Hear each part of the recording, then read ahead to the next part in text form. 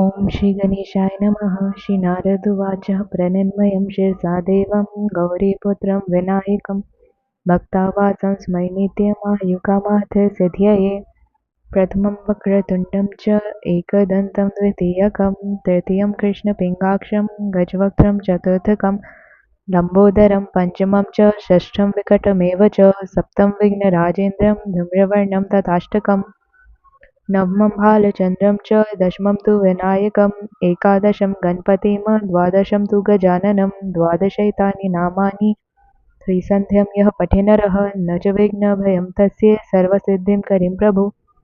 विद्यार्थी लभते विद्यां धनार्थी लभते धनं पुत्रार्थी लभते पुत्रां मोक्षार्थी लभते गतिं जपेत् गणपतिस्तोत्रं षड्भिर्मासे फलं लभेत् संवत्सरेण सिद्धिं च लभते नात्र संशयः।